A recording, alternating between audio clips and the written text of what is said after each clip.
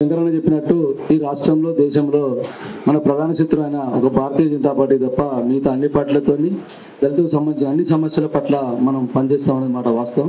మన ఏ రాజకీయ పార్టీకి అనుబంధంగా కేవలం భారతీయ జనతా పార్టీ ఈ దేశంలో చేస్తున్న మనవాద వ్యతిరేక కార్యక్రమాలకు ఈ రాజ్యాంగాన్ని మార్చడం కోసం చేస్తున్న దానికి వ్యతిరేకంగా మాత్రం పెద్ద ఎత్తున పనిచేయడం కోసం ఈరోజు భారత రాజ్యాంగ పరిరక్షణ సమ్మేళనం అనే కార్యక్రమాన్ని తీసుకున్నాం.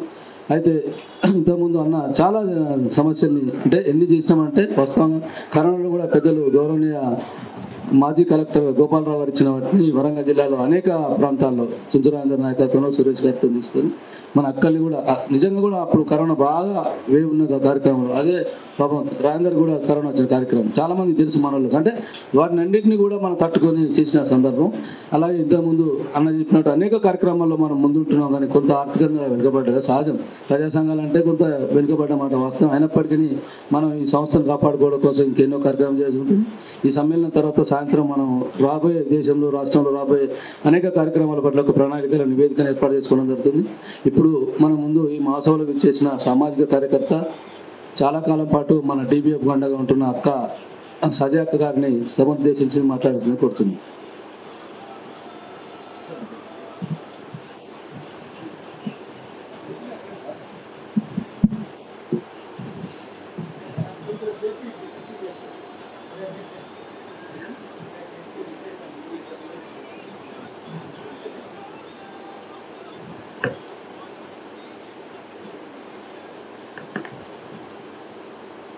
जय भीम, लाल सलाम, नील सलाम, हरा सलाम, सतरंगी का सलाम. ఇన్ని సలాంలు ఇంతమందితో మనం చెప్పించుకుంటేనే మనందరం కలిపి ఒక ఉమ్మడి శత్రువుని ఇప్పటివరకు శంకర్ చెప్పినటువంటి ఉమ్మడి శత్రువు ఎవరైతే ఉన్నారో వాళ్ళని ఓడించగలుగుతాం. ఒక్కళంగా నిలబడితే సాధ్యమయ్యే పరిస్థితి కనిపించలేదు. ఇవి ఇన్ని రకాల సలాములు చెప్పటంలో ఇంతమంది అస్తిత్వాలు కూడా ఉన్నాయి. అస్తిత్వం అనేటటువంటిది చాలా ముఖ్యం మనందరికీ కూడా. ఈ అస్తిత్వాలను కాపాడుకోవాలనంటే రాజ్యాంగాన్ని నిలబెట్టుకోవటం అనేటటువంటిది ప్రధానమైనటువంటిది. రాజ్యాంగంలో ఇచ్చినటువంటి ప్రాథమికమైనటువంటి హక్కులు వాటిని నిలబెట్టుకోవటం కోసం, వాటిని ఇప్పటి వరకు మనము ఆలోచించినటువంటి వాటిని కూడా దృష్టిలోకి తీసుకుని పని చేయాల్సినటువంటి అవసరం. అది ఉపాధి, జీవితం, విద్య, ఆరోగ్యం అన్ని రకాలు కలగలిసినటువంటి అంశాలని మనము కాపాడుకోవాల్సినటువంటి బాధ్యత ఇప్పుడు ఇంకా ఎక్కువ ఉంది.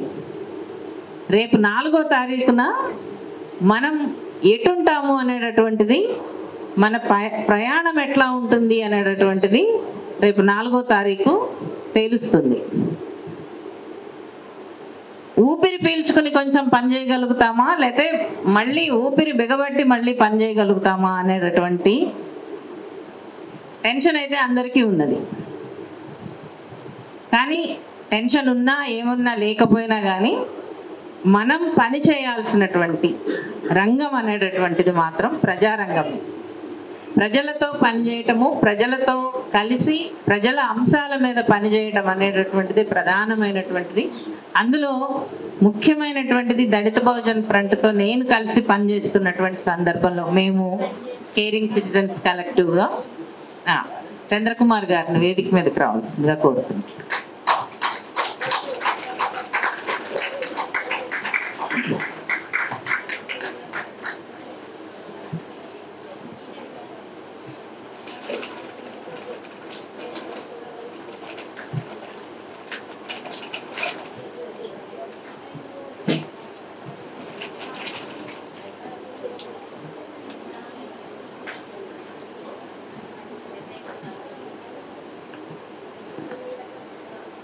అన్ని ప్రాథమిక హక్కులలోకి ప్రధానమైనటువంటిది జీవించే హక్కు. ఆ జీవించే హక్కుకి భంగం కలిగేటటువంటి అనేక అంశాలు మన చుట్టూ జరుగుతున్నాయి. అది ఉపాధి లేకపోవటం కావచ్చు, లేకపోతే సరైన వైద్య సౌకర్యాలు లేకపోవటం కావచ్చు, తిండి లేకపోవటం కావచ్చు, అనేక అంశాలతో జీవించే హక్కు అనేటటువంటిది మనకి తెలియకుండానే మన చేతిలోంచి జారిపోతుంది. అందుకనే పుట్టిన వెంటనే చనిపోయేటటువంటి పిల్లల్లో ఎందుకు చనిపోతారు? సరైనటువంటి పౌష్టికాహారం లేకుండా చనిపోయేటటువంటి సమూహాలలో దళిత, బహుజన, ఆదివాసీ సమూహాలు చాలా ఎక్కువగా ఉన్నాయి. దీనికి ఏం చేయాల్సి ఉంటుంది అంటే అక్కడ కనిపించకుండానే జీవించే హక్కుకి ఏ రకమైనటువంటి రక్షణ ఇవ్వనటువంటి ప్రభుత్వ వ్యవస్థలు పనిచేస్తున్నాయి. అంటే ప్రభుత్వ వ్యవస్థలు వాటికి భరోసాగా ఉండేటట్టుగా మనం కొట్లాడాల్సినటువంటి అవసరం ఉంది. అంటే పుట్టిన వెంటనే, అంటే పుట్టుకతోనే తల్లి గర్భంలో ఉన్నప్పటి నుంచే తల్లికి కూడా పౌష్టికాహారం ఉండాలి, అది బాధ్యత, అది హక్కు అనేటటువంటి దానిని మనం నిరంతరం ప్రచారం చేయటం కాదు, ప్రచారాన్ని అమలులోకి తీసుకొచ్చే విధంగా చేయాల్సి ఉంటుంది. రెండో విధంగా జీవించే హక్కు ఎక్కడ పోతుంది అని అంటే రాజ్యాంగ వ్యవస్థలు రూల్ ఆఫ్ లా ప్రకారము ఉండకుండా పోవటం ద్వారా జీవించే హక్కు పోతుంది. అంటే నేరస్తులనే పేరుతో చంపటం, లేకపోతే ఏ రకమైనటువంటి ఈ వర్గాలకి, సమూహాలకి హక్కులు లేవు అని చెప్పి దిశ ఎన్కౌంటర్ లాంటివి చేస్తారు. ఎందుకు చేస్తారు అంటే ఏదో ఒక అంశాన్ని ముందుకు తీసుకొచ్చి అది ఇంకో సమూహానికి ఇబ్బంది కలిగించారు, లేకపోతే ఇంకో సమూహం హక్కుని ఉల్లంఘించారు అనేటటువంటి పేరు మీద చాలా నిర్లక్ష్యంగా, నిరభ్యంతరంగా ఎన్కౌంటర్లు చేస్తారు. మీరందరూ చూసే ఉంటారు ఖచ్చితంగా దిశలో ఏం జరిగింది అనేటటువంటిది. అట్లాంటి సంఘటనే మొన్న పూనాలో జరిగింది. అట్లాంటిది కాదు, వేరే రకం. అక్కడ కూడా ఒక మైనరు, డబ్బులున్నటువంటి బాగా మైనరు నిర్లక్ష్యంగా కారు నడిపి ఒక 2 చావుకు కారణమయ్యారు. కానీ అక్కడ జరిగినటువంటి పరిస్థితి ఏంటి? వెంటనే పోలీసుల దగ్గర నుంచి తల్లిదండ్రులు ప్రతి ఒక్కళ్ళు కూడా రక్షించడానికి, అంటే కులం అనేటటువంటి దాన్ని ఆధారం చేసుకుని రక్షించటము అనేటటువంటి తీసుకుంటే అదే నేరాన్ని, అలాంటి నేరాలనే చేసినటువంటి దళిత, బహుజన, మైనారిటీ వర్గాలని జీవించే హక్కుకు దూరం చేసేటటువంటి సంఘటనలు మన చుట్టూ చాలా జరుగుతూ ఉంటాయి. ఖండించాల్సినటువంటి విషయం ఏంటంటే జీవించే హక్కు అనేటటువంటిది ఎవరికైనా సరే దానిని తీసేసేటటువంటి హక్కు వ్యక్తులకే కాదు, ముఖ్యంగా రాజ్యాంగ వ్యవస్థలకు లేదు, ప్రభుత్వానికి అస్సలు లేదు. ఏది చేసినా కానీ ఒక జ్యుడిషియరీ ప్రకారమే చేయాల్సి ఉంటుంది. అది ఎన్ని సంవత్సరాలు తీసుకున్నా సరే, ఆఖరికి 100 సంవత్సరాలు తీసుకున్నా సరే మనం ఖచ్చితంగా నిలబడి కొట్లాడవలసినటువంటి విషయము పోలీసు కానీ న్యాయ వ్యవస్థ కానీ ఆ రూల్ ఆఫ్ లా ప్రకారమే వెళ్లాల్సినటువంటి అవసరం ఉంటుంది అనేటటువంటిది కింద స్థాయి నుంచి మనం మాట్లాడగలిగితేనే ఆ జీవించే హక్కు అనేటటువంటిది మనకు ఉంటుంది.